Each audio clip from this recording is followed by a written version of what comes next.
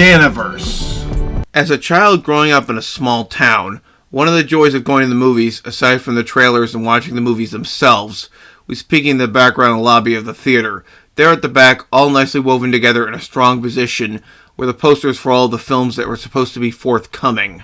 Some of them really piqued my interest and resulted in me wanting to see the films themselves, even if the final product quite frankly kinda stunk, while others made me curious to know what the concept of the film was to begin with, or I was just dazzled by the artwork itself. Like all children back in my day, I had a heavy imagination, and movie posters were a large part of contributing to that imagination. Movie posters made me feel special to the whole idea about the joy of going to the movies. Now that might seem like a whole load of rubbish to you, but think about it for a second. Most of the greatest movie posters are important to creating the iconography of their films. What you sometimes strongly associate with the film is the movie poster itself. I love having a good movie poster pinned to my wall, not only showcasing a variety of films from the past several decades, but also allowing me to be exposed to a bunch of different artworks and images that I otherwise maybe would be super unfamiliar with.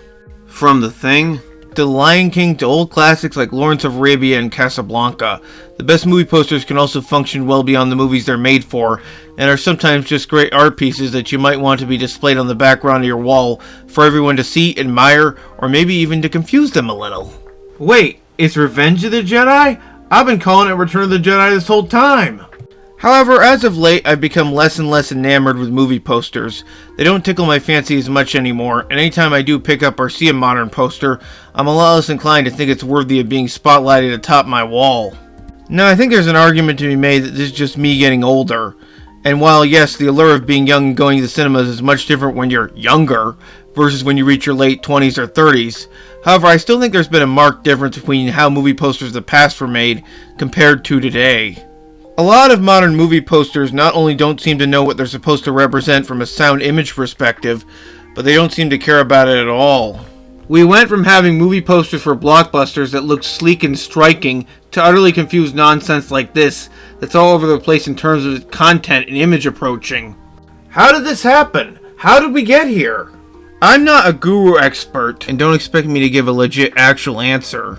But I do think there are a few very notable reasons for why movie posters have suffered as a whole, and I'm going to try and explain them in the most Dan way possible. So let's buckle up, because for once, everything is indeed not very fine with this subject matter. But first, before we start, please remember to hit that subscribe button down below. It's very important to me. Now let's get on with the show. To start, let's look at two different posters from the same franchise. Everybody's Friendly Neighborhood Spider-Man. Both of these posters were made in completely different time periods, and both of them represent different aesthetics and approaches for big blockbuster movies. Here's 2002's Spider-Man's first poster. It's pretty typical of a teaser poster today. It's a nice and simple image telling you exactly what the character is doing, showing off his skills with a shot of the city in the background.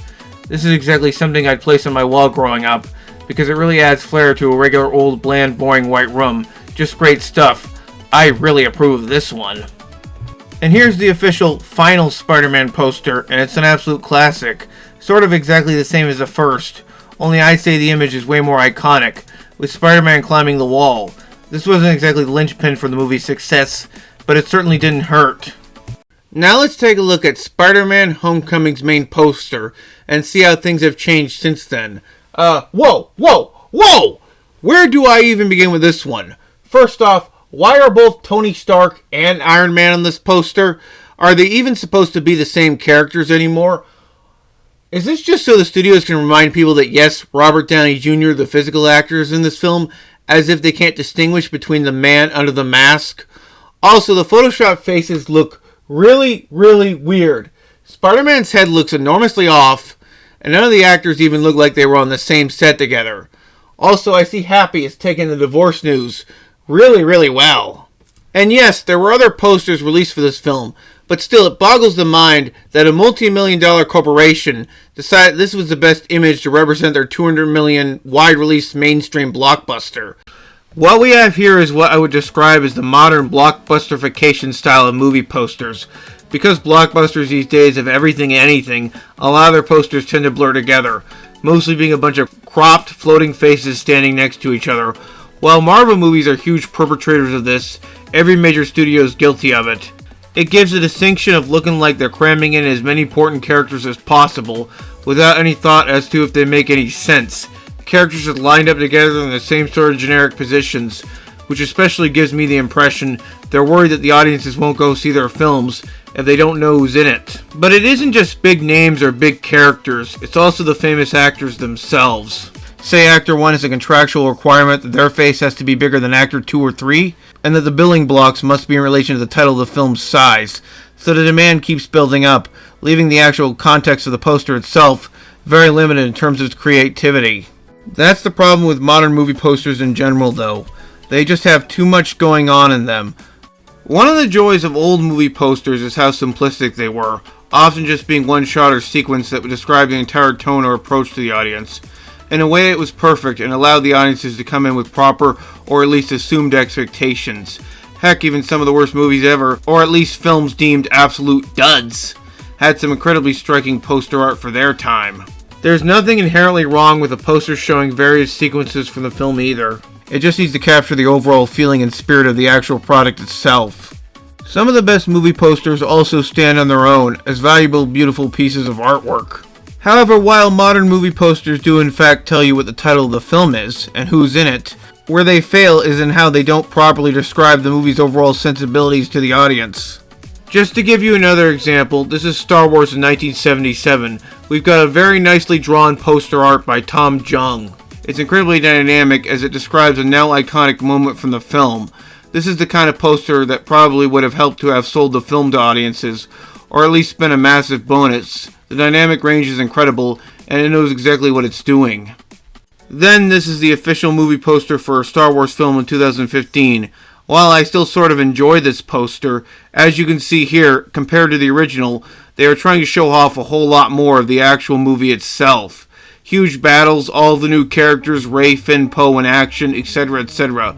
I wouldn't call it overwhelming, but it is certainly not innocent either of the many modern tropes that plague these sorts of posters. Now, of course, I realize that the great Drew Struzan, who did later Star Wars artwork, worked on an alternate poster for The Force Awakens. But unfortunately, it was sold as a variant, because the studio doesn't think that type of artwork is worthy of representing modern movies. It also doesn't take away from my overall complaints either, which is that I would describe movie posters today as being designed by the same 6 or 7 people, and they all come off as samey as a result. Movie posters used to have a lot more of what I would describe as cool finesse. It was something that you were proud to have on your wall, because it not only conveyed the tone of the movie, but a specific feeling or note that related to said movie. The variety of old movie posters is stunning. And that's what makes modern movie posters so much more disappointing in comparison. And if they aren't making posters that show everyone and everything involved with the films, usually we get a bland backdrop of posters, of 2 characters just walking or standing together in a very dully lit, sometimes darker environment. These posters don't seem to convey much of anything beyond basic action, and sometimes it leads to some of the worst usage of badly photoshopped figures that I've ever seen. It generally comes off like the studio had an intern make a mock-up, and the mock-up wound up accidentally getting released. At this point, movie posters have evolved from being actual posters to just straight up thumbnails that seem to exist so you have something to instantly click onto on your TV. The Netflix face, you might say. There are a bunch of reasons for this sudden change in the past decade, and I'd like to highlight 2 of the biggest culprits. Firstly, the studios care less and less about the quality of their posters. The era of the digital age has helped studios to have access to make posters however they want. There are a variety of reasons for this, but they segue into example 2, which has to do with the rise of various social media platforms like Instagram and Twitter. Because of these platforms and the way movies are sold now, the poster has become less and less important to the general public's overall mindset, leading to posters largely being the product of committees, as opposed to the artist or poster fixers/editors themselves. So say you are a studio executive and you're trying to sell a movie to a specific TikTok youth style crowd. Do you A, make a striking image that conveys the message of the film, or B, just cobble a bunch of images together, or badly edited out photographs? If you've answered the later, then congrats, you're absolutely correct. For an average administrator or marketing researcher at Sony or Universal or Disney, with relatively limited options, the choice couldn't be more obvious.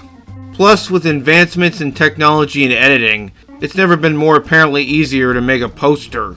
Why should a studio, for example, actually spend money to hire an artist or a real poster designer when they can cobble together something in Photoshop that at least functionally could be placed at the backdrop of the theater to sell the movie? There's a lot of good and impressive stuff you can do in programs like Photoshop. If I had the skills and I wasn't a lazy bum, I could probably make a functional poster with that kind of system. However, with the way a lot of modern movie posters are done, I wouldn't describe them as functional, but rather sluggish. As Hollywood continues to streamline things, this means that movie posters, like everything, need to be more and more specifically related to the hubbub around the film, rather than the film itself. Instead of trying to convey the tone or approach, it's a free-for-all, a brawl of all of the floating faces, whether they're well placed or not. That's why a lot of modern-day movie posters tend to focus more on showcasing who the stars are. Whoever is the biggest draw and or the recognizable name of the film will tend to have the largest head share on screen, so instead of trying to pick a specific sequence or doing something more stripped down, we get messes like this one. Now, this doesn't mean that all modern movie posters are bad. In fact, there are some modern movie posters that I actually think are quite impressive. Some even do the whole less equals more thing. That Homecoming teaser poster featuring Peter with his headphones was more indicative and did a better job of showcasing the tone of the film properly, and there are also some posters that are clearly echoing poster artwork of the past that I actually quite dig. However, that doesn't excuse my overall point, which is about the modern laziness that comes with making poster art. Plus, this brings up a more worrying point for me.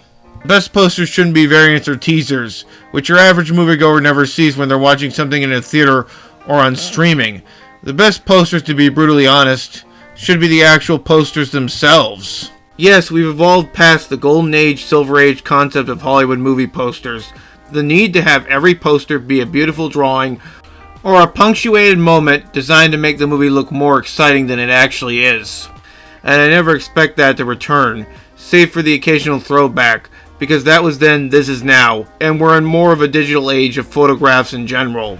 However, I still think we can do better than this assortment of utter dullness.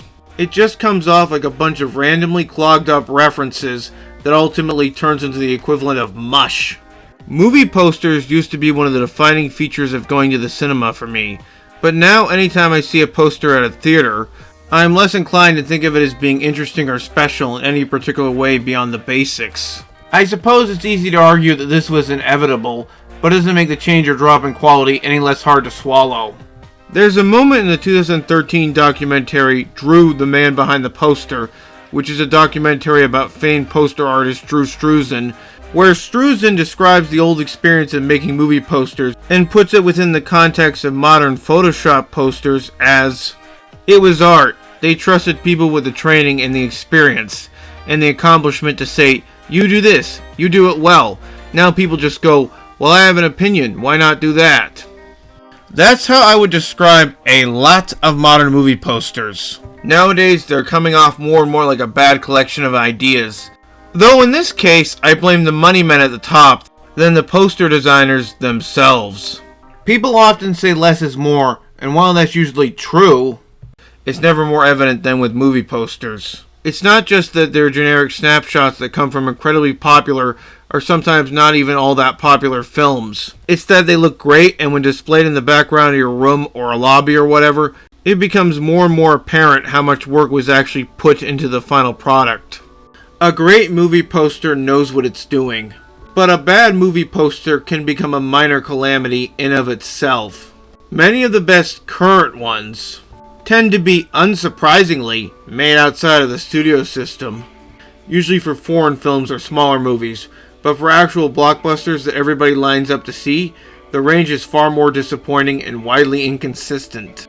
For Everything Everywhere All at Once, or Us, there are millions more examples of movies like that Robin Hood film that nobody actually saw, or X-Men First Class, just very odd slapdash editing with scenes that are taken out of context and make no sense as a result.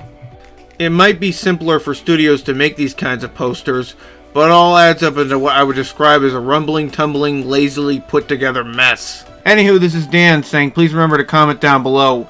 Maybe mention what your favorite movie poster is. Maybe I showed it in the video, maybe I didn't. Also, if anyone tries to put my face on a poster, just don't make me look like I'm the worst worrywart in the entire world, okay? Anyway, bye!